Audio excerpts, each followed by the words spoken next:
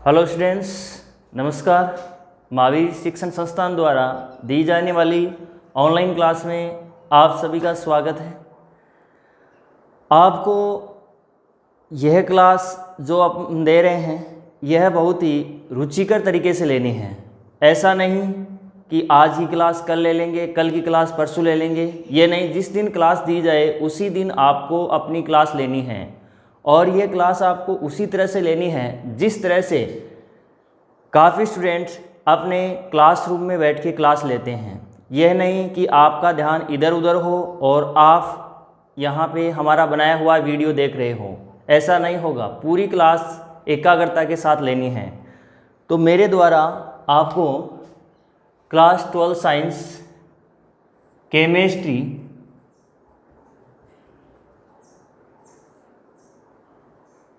पढ़ाई जाएगी। सर्वप्रथम केमिस्ट्री में मैं लेसन संख्या 2 सॉल्यूशन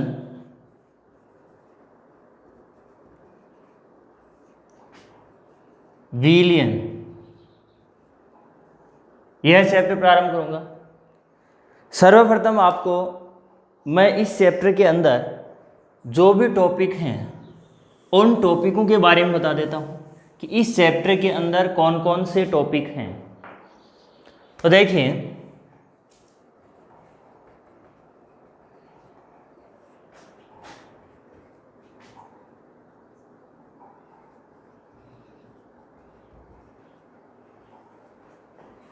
इस चैप्टर में सर्वप्रथम अपन पढ़ेंगे विलियन। विलियन क्या है, इसकी परिभाषा।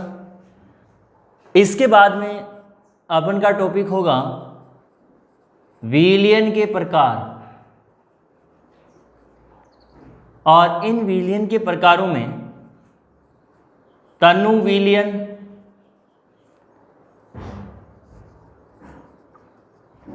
सांद्र विलियन, समांगी विलियन,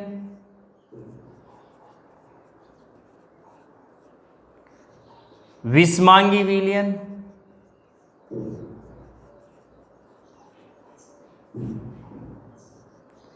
संतृप्त विलियन,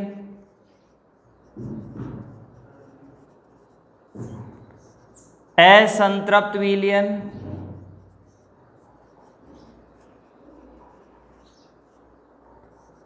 अति संतृप्त विलियन।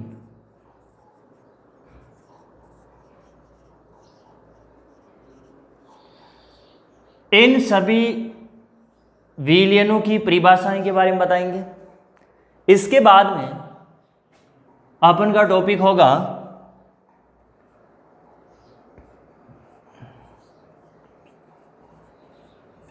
विलियन की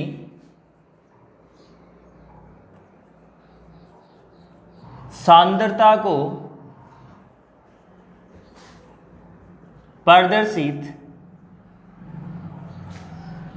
करने वाली इकाइयां, यानी ऐसी कौन कौन सी इकाइयां हैं जो विलियन की सांद्रता को प्रदर्शित करती हैं। इन इकाइयों में हम पढ़ेंगे द्रव्यमान प्रतिशत, आयतन प्रतिशत,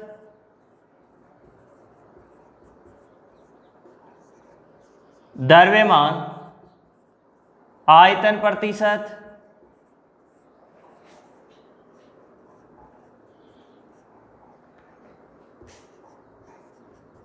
मोलरता, मोललता, नॉर्मलता, मोल भिन्न, जिसको मोल अंश भी बोलते हैं, और इसी को मोल प्रभाजी बोलते हैं।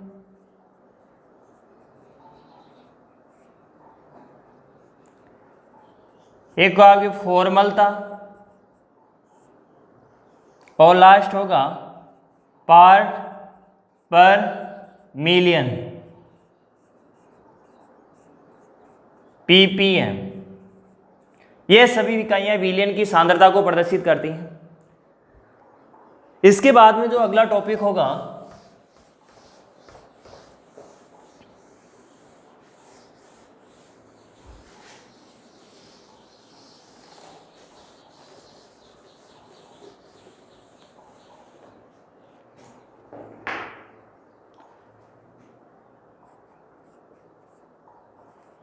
होगा ठोसों की द्रव्य में विलेयता,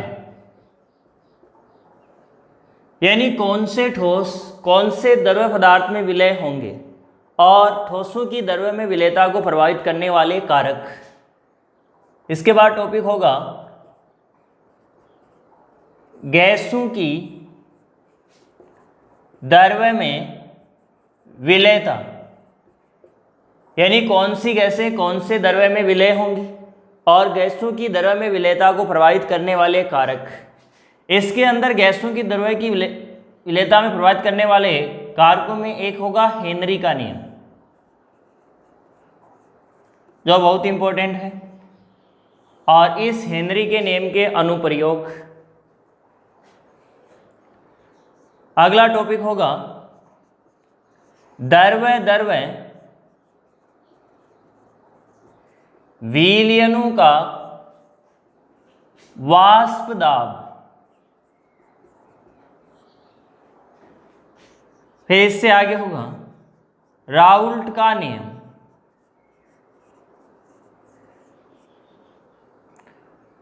राउल्ट का नियम के अंदर दो टॉपिक हैं, वाष्पशील विलेय पदार्थों के लिए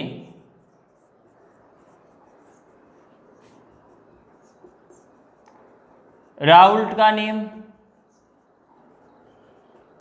और एक होगा अवाष्पशील विलेय पदार्थों के लिए राउल्ट का नियम।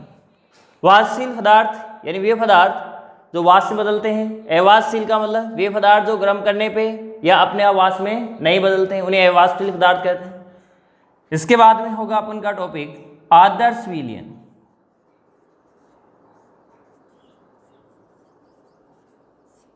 वह अनादर्श विलयन। आदर्श विलयन और अनादर्श विलयन दोनों की परिभाषाएं, इन दोनों की शर्तें और इन दोनों के एग्जाम्पल, और आदर्श विलयन व अनादर्श विलयन में अंतर। इसके बाद में टॉपिक होगा स्थिर कवाती मिश्रण।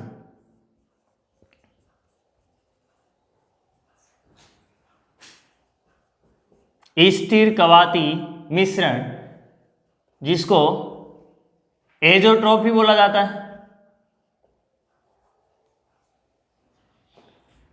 फिर आएगा आपके आगे अणु संख्ये गुणधर्म।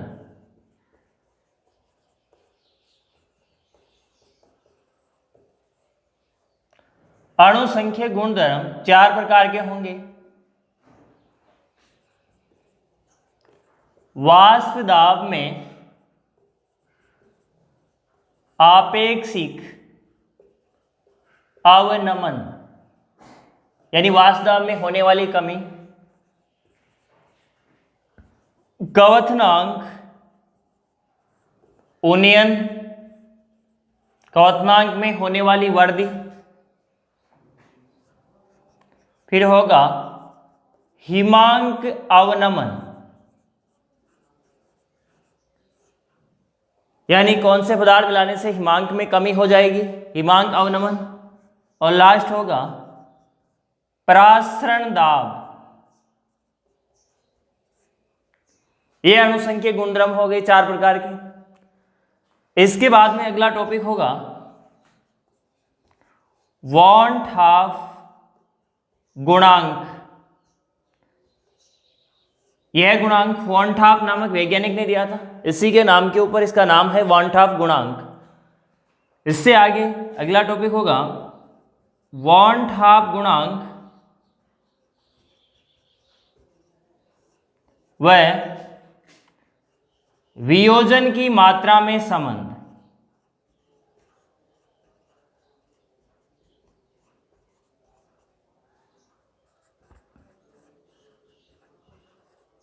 और इस विलियन चैप्टर का लास्ट टॉपिक होगा वांट ऑफ गुणांक व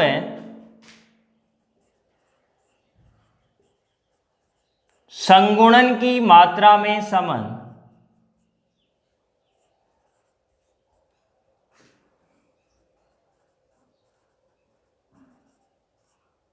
वियोजन का मतलब पदार्थों का टूटना और संगुणन का मतलब धातु का आपस में जुड़ जाना।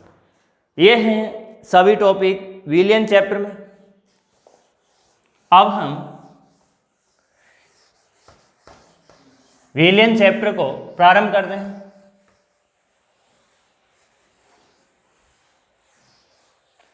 सर्वप्रथम हम पढ़ेंगे विलियन की परिभाषा।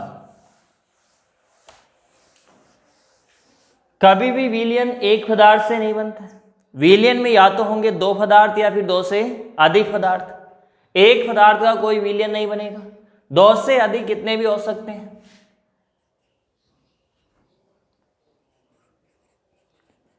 विलियन देखिए दो या दो से अधिक पदार्थों के समांगी मिश्रण को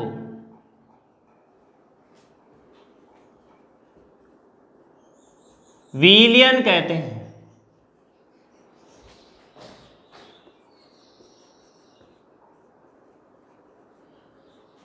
अब यहां पे की पॉइंट है समांगी। मिश्रण का मतलब तो आपस में मिला देना। समांगी का मतलब विलियन में दो पदार्थ होते हैं, एक तो विलय और दूसरा विलायक। इन दोनों को जब आपस में मिलाया जाता है तो पूरा विलियन एक ही प्रावस्था में दिखाई देगा। इसको हम बोलेंगे समांगी। समांगी का मतलब पूरे विलियन की प्रावस्था एक जैसी हो। देखिए जैसे यह कोई पात्र है,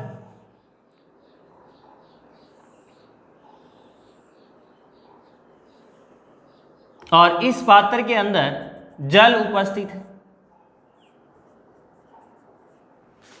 और इसी में मान लीजिए हमने 5 ग्राम NaCl मिला दिया। 1 लीटर है जल, NaCl है 5 ग्राम।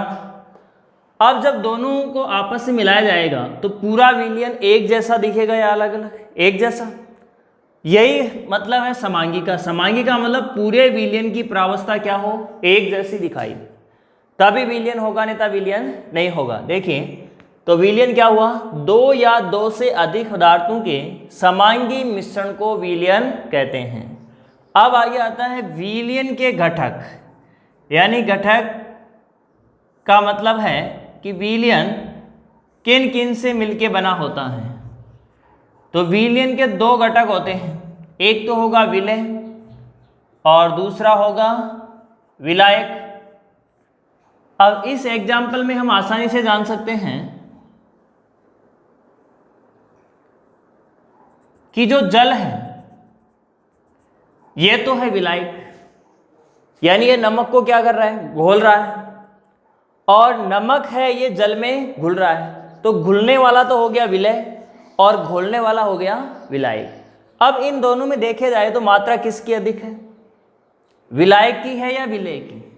मात्रा अधिक है विलायक की, और विलय की मात्रा है कम।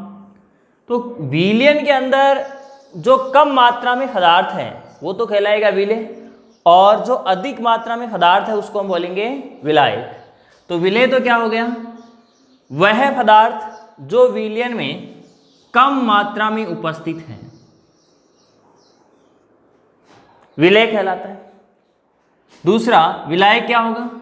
वह पदार्थ जो विलियन में अधिक मात्रा में उपस्थित है उसको हम कहेंगे विलायक। यह होगी विलियन की परिभाषा और विलियन के घटक। अब इससे आगे देखा जाए तो एक होता है द्विअंगी विलयन और एक होता है त्रिअंगी विलयन। द्विव का मतलब जो दो पदार्थों से मिलकर बना हो,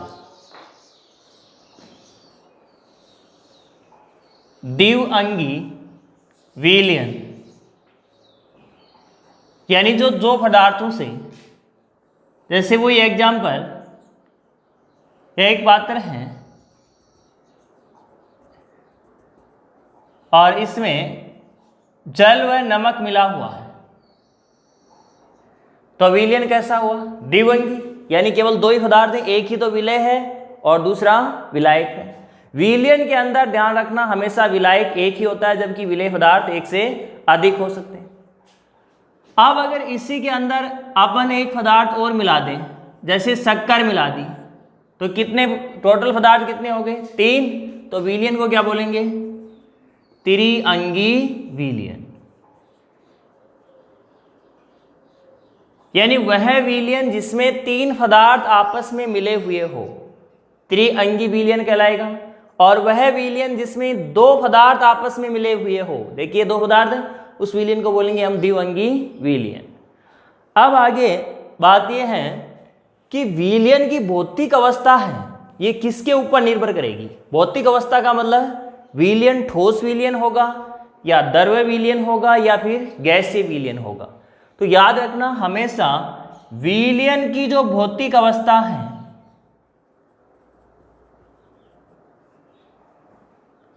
वह निर्भर करती है विलायक की प्रकृति पर।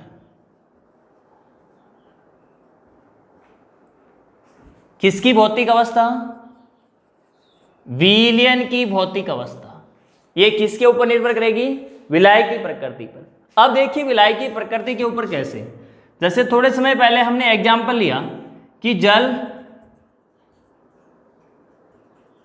और नमक, इन दोनों को आपस में मिलाया। अब नमक तो है ठोस और जल है द्रव्य, तो विलयन कैसा विलयन हुआ? द्रव्य विलयन। ठीक है, तो किसके ऊपर निर्भर कर रहा है? केवल विलायक के ऊपर। विलय की तो ठोस है, जबकि हम विलयन को कौन सा विलयन बोल रहे हैं? द्रव्य विलयन। तो किसके ऊपर निर्भर हुई प्रकृति? विलायक के ऊपर। यानी हमेशा विलयन की भौतिक अवस्था है, ये विलायक की प्रकृति के ऊपर निर्भर करेगी। अगर विलायक ठोस हो तो विलयन कैसा विलयन कहलाएगा? ठोस विलयन। अगर विलायक हो गैस तो विलयन कहलाएगा गैसीय विलयन। अगर विलायक हो द्रव्य तो विलयन कहलाएगा द्रव्य विलयन। क्लियर यहां तक? अब अगला टॉपिक है विलयन के प्रकार।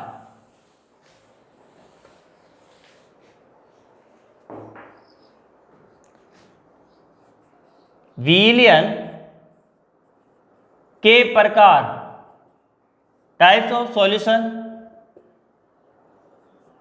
पहले 2 को एक साथ में बता रहा हूं, तनु विलयन डाइल्यूट सॉल्यूशन, और दूसरा है सांद्र विलयन कंसंट्रेट सॉल्यूशन। एक ही एग्जाम्पल से दोनों क्लियर हो जाएंगे। देखिए यह है कोई पात्र और इसमें हम विलायक के रूप में ले रहे हैं जल, और विलय के रूप में जैसे शक्कर मिला दी। ठीक है, अब यहां पे जल की मात्रा तो ले रहे हैं 1 लीटर और शक्कर को ले रहे हैं लगभग 10 ग्राम, या फिर और भी कम ले सकते हैं। मान लीजिए ये 1 लीटर जो जल है ये लगभग 100 ग्राम तक शक्कर को आसानी से घोल सकता है, जबकि हमने कितनी ली है? केवल 10 ग्राम। तो इस 1 लीटर की तुलना में यह 10 ग्राम शक्कर है, इसकी मात्रा बहुत ही कम है। अब इसमें जल तो क्या है? विलायक, और शक्कर क्या है? विलय। तो वह विलयन जिसमें विलेय पदार्थ की मात्रा बहुत कम होती है, ठीक है, यानी इसमें विलेय पदार्थ की मात्रा क्या होगी तनु विलयन में, बहुत कम। तो विलयन कैसा होगा, पतला, पतला होगा या नहीं, यानी वह विलयन जिसमें विलेय पदार्थ की मात्रा बहुत कम होती है उस विलयन को बोलेंगे तनु विलयन। अगला है सांद्र विलयन। यही मात्रा हम बढ़ा दें और इसको जैसे कर दिया हमने 100 ग्राम, या और भी बढ़ा सकते हैं, जैसे 150 ग्राम कर दिया, तो विलयन कैसा होगा, गाढ़ा होगा। गाढ़ा होगा, पतला थोड़ी होगा पहले की तुलना में, अब विलयन हो जाएगा गाढ़ा, और ये गाढ़ा विलयन कहलाएगा सांद्र विलयन।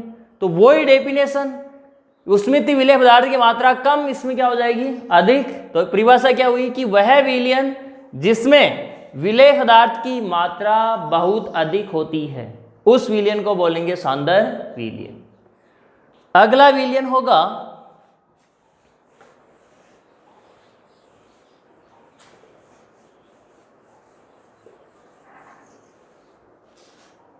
समांगी विलयन।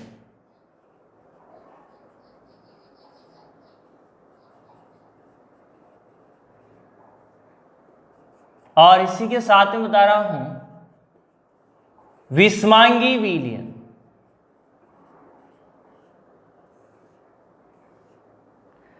नाम से ही पता है, समांगी का मतलब समान और विषमांगी का मतलब असमान।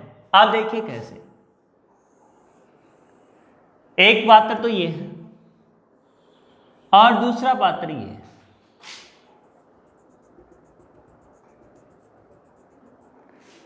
तो दोनों में विलायक के रूप में लिया गया है जल। इसमें भी जल है और इसमें भी जल है, ये दोनों में विलायक है। अब जो ये पहला पात्र है इसको नाम दे देते हैं ए, दूसरे को दे रहा हूं बी। अब जो पात्र ए है इसमें हमने नमक घोला है और इसी में मान लीजिए हमने शक्कर घोल रखी है। अब ये दोनों पदार्थ जब जल में घुल जाएंगे तो पूरा विलयन एक जैसा दिखेगा या अलग अलग, एक जैसा दिखाई देगा। या फिर हम इस विलयन का टेस्ट चाहे यहां से करें, चाहे यहां से टेस्ट करें, या फिर यहां मध्य में से टेस्ट करें, बोलो टेस्ट एक समान होगा या अलग अलग, एक समान होगा। प्रावस्था एक जैसी होगी और इनका जो टेस्ट है वो भी क्या होगा, एक जैसा होगा। तो ऐसा विलयन कहलाएगा समांगी। तो देखिए, निश्चित ताप पर वह विलयन जिसमें विलेय तथा विलायक की प्रावस्था एक समान दिखाई दे, यानी विलयन किससे बनता है, विलेय और विलायक से, दो ही घटक होते हैं। अगर इन दोनों की प्रावस्था अलग अलग न दिखे, एक जैसी दिखाई दे, तो उस विलयन को बोलेंगे हम समांगी विलयन। दूसरा देखिए विषमांगी। जैसे इसमें विलायक तो जल है, हमने मिला दिया NaCl नमक और इसी में डाल दी कुछ मात्रा में सोइल मिट्टी। अब देखिए, अगर हम इसको हिलाएंगे तो मिट्टी के कण चारों तरफ फैल जाएंगे और थोड़े समय के लिए रख देंगे तो मिट्टी के कण नीचे बैठ जाएंगे। तो इसके अंदर जल और नमक ये तो एक ही प्रावस्था में देखेंगे, लेकिन अगला जो विलेय पदार्थ मिला हुआ है मिट्टी, इसकी प्रावस्था क्या हो जाएगी, अलग हो जाएगी। तो वह विलयन जिसमें विलेय तथा विलायक की प्रावस्था अलग अलग दिखाई देती है उस विलयन को कहा जाएगा विषमांगी विलयन। सही परिभाषा अगर बोलना चाहो पूरी, तो निश्चित ताप पर वह विलयन जिसमें विलेय तथा विलायक दोनों की प्रावस्था अलग अलग दिखाई देती है उस विलयन को विषमांगी विलयन कहते हैं। क्लियर? अब देखिए आगे, तीन विलयन के प्रकार और हैं।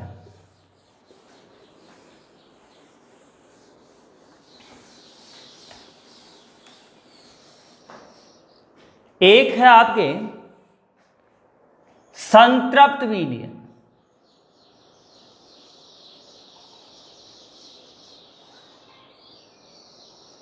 ठीक है, असंतृप्त विलयन,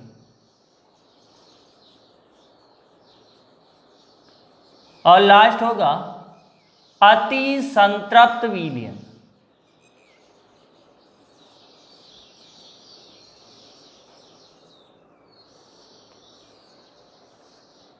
अब इन तीनों को ध्यान से देखना, जैसे 3 पात्र ले रहे हैं,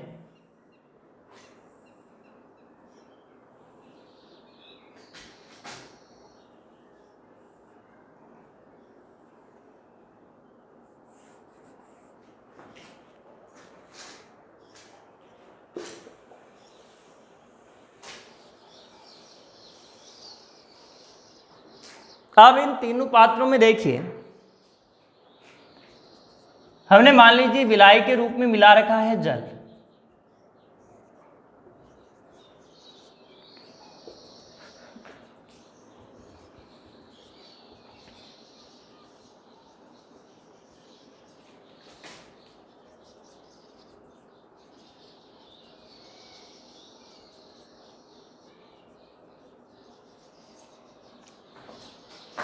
अब विलय के रूप में मान लीजिए हम इन्हीं में घोल रहे हैं शक्कर।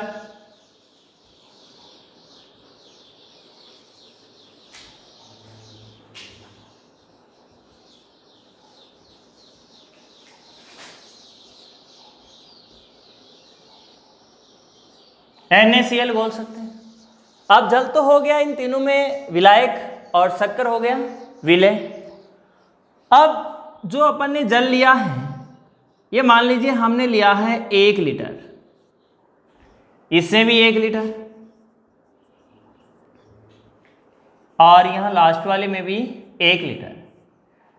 जैसे ये पात्र है A, ये है B और ये है C। विलायक की मात्रा निश्चित है तीनों।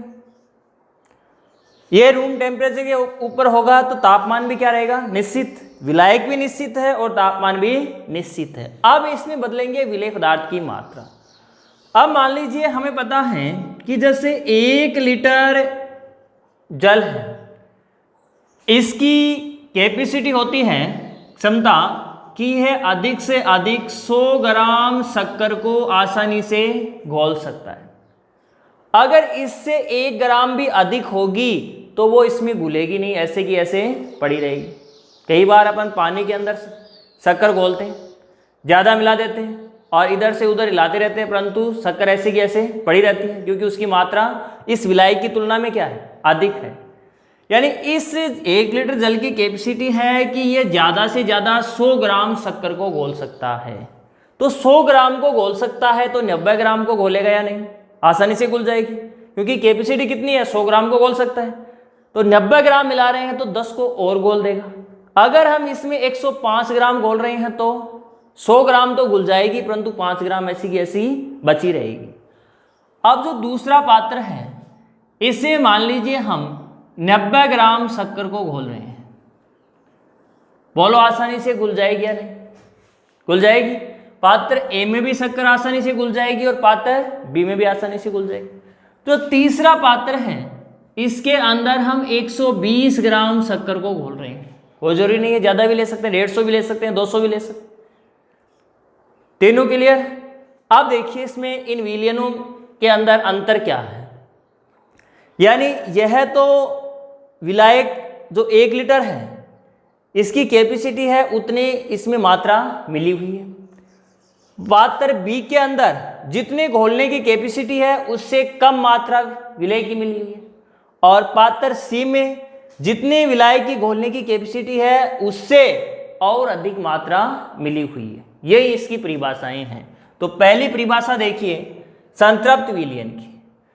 निश्चित ताप पर वह विलयन जिसमें विलायक की मात्रा निश्चित है, निश्चित है, या दूसरे तरीके से बोलना चाहें तो निश्चित ताप पर विलायक की निश्चित मात्रा में घुले हुए विलेय पदार्थ की अधिकतम मात्रा को संतृप्त विलयन कहते हैं। आगे बात समझे, विलायक की मात्रा निश्चित है और विलेय पदार्थ अधिकतम कितना घुल सकता है उतना घुला हुआ है। तो इस विलेय पदार्थ की जितनी अधिकतम मात्रा है उतना घुल रहा है, इसी मात्रा को हम क्या बोलेंगे, संतृप्त विलयन। दोबारा से देखिए, निश्चित ताप पर विलायक की निश्चित मात्रा में घुले हुए विलेय पदार्थ की अधिकतम मात्रा को संतृप्त विलयन कहते हैं। तो यह विलयन तो कैसा हो गया, संतृप्त। यानी इसमें जितना विलेय था उतना विलेय आसानी से घुला हुआ है, वेस्टेज नहीं। अब अगला देखिए, विलायक की मात्रा निश्चित है और इस विलायक के अंदर विलेय को घोलने की क्षमता कितनी है, 100 ग्राम की, जबकि मिला हुआ कितना है, 90 ग्राम। यानी विलेय पदार्थ की अधिकतम मात्रा से कम मात्रा उपस्थित है। तो देखिए परिभाषा, निश्चित ताप पर विलायक की निश्चित मात्रा में घुले हुए विलेय पदार्थ की अधिकतम मात्रा से कम मात्रा घुली हुई है, तो इस विलयन को बोलेंगे असंतृप्त विलयन। ये हो गया असंतृप्त विलयन। क्लियर? अब इसमें इसकी तुलना में विलेय पदार्थ क्या होगा, कम होगा। ठीक है। अब अगला देखिए, विलायक की मात्रा निश्चित है और विलायक कितने विलेय को घोल सकता है, 100 ग्राम को, लेकिन मिला हुआ कितना है, 120 ग्राम। तो 100 ग्राम विलेय तो इसमें घुल जाएगा, परंतु जो 20 ग्राम जो अधिक है वो क्या रहेगा, इसमें ऐसा का ऐसा पड़ा रहेगा। तो परिभाषा क्या हुई, निश्चित ताप पर, वही परिभाषा है, निश्चित ताप पर विलायक की निश्चित मात्रा में घुले हुए विलेय पदार्थ की अधिकतम मात्रा से भी और अधिक मात्रा उपस्थित है, तो उस विलयन को अति संतृप्त विलयन कहते हैं। क्लियर? तो सर्वप्रथम हमने पढ़ा, एक बार दोबारा रिवाइज कर रहा हूं, विलयन, विलयन की डेफिनेशन, विलयन किसे कहेंगे, दो या दो से अधिक पदार्थों के समांगी मिश्रण को विलयन कहते हैं। इसके बाद में हमने पढ़ा कि विलयन के घटक, तो विलयन के दो घटक हैं, एक तो विलेय और दूसरा विलायक। विलेय का मतलब जो कम मात्रा में हो और विलायक का मतलब जो अधिक मात्रा में हो। ये हो गए विलयन के घटक। अब विलयन की जो भौतिक अवस्था है ये किसके ऊपर निर्भर होती है, विलायक की प्रकृति के ऊपर। अगर विलायक द्रव है तो विलयन क्या कहलाएगा, द्रव विलयन। विलायक ठोस है तो विलयन ठोस विलयन, और विलायक गैस है तो विलयन गैसीय विलयन। फिर हमने आगे बढ़े विलयन के प्रकार, जिसमें तनु विलयन यानी वह विलयन जिसमें विलेय पदार्थ की मात्रा अत्यंत कम हो, सांद्र विलयन वह विलयन जिसमें विलेय पदार्थ की मात्रा अधिक हो, समांगी विलयन निश्चित ताप पर वह विलयन जिसमें विलेय तथा विलायक की प्रावस्थाएं समान हो, उसे समांगी विलयन। विषमांगी विलयन वह विलयन जिसमें विलेय तथा विलायक की प्रावस्थाएं अलग अलग हो, उसको विषमांगी विलयन। फिर हमने पढ़ा संतृप्त विलयन, तो निश्चित ताप पर विलायक की निश्चित मात्रा में घुले हुए विलेय पदार्थ की अधिकतम मात्रा को संतृप्त विलयन कहेंगे। असंतृप्त विलयन, निश्चित ताप पर विलायक की निश्चित मात्रा में घुले हुए विलेय पदार्थ की अधिकतम मात्रा से भी कम मात्रा उपस्थित हो, तो उस विलयन को बोलेंगे असंतृप्त विलयन। और अति संतृप्त विलयन, निश्चित ताप पर विलायक की निश्चित मात्रा में घुले हुए विलेय पदार्थ की अधिकतम मात्रा से और अधिक मात्रा उपस्थित हो, तो उस विलयन को बोलेंगे अति संतृप्त विलयन। ये आज के टॉपिक यहां तक है।